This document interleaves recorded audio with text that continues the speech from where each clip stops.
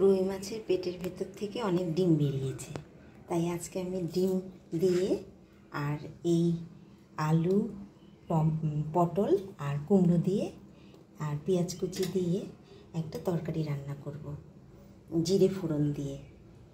এটা আমার মায়ের হাতের রেসিপি, দেখবেন করে ভাল লাগবে। এবার আমি ডিমটা ভেজে নেব।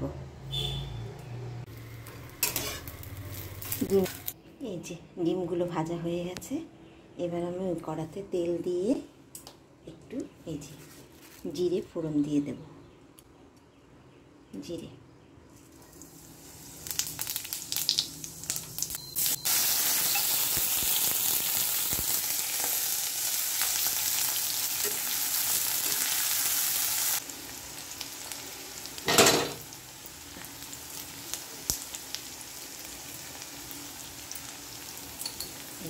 সামান্য একটু ভাজা হয়ে গেলে সবজিটা দিয়ে দেব।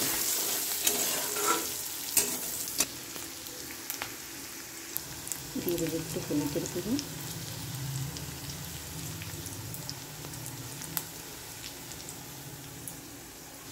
এবার দিয়ে দেবো সবজিটা, চেরা লঙ্কাগুলো দিয়ে দেবো।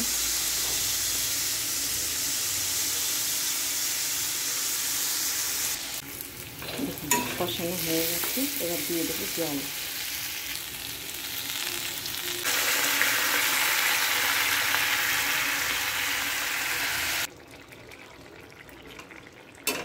অনেকটা গলে এসছে, এবার আমি ডিমগুলোকে ছেড়ে দেব।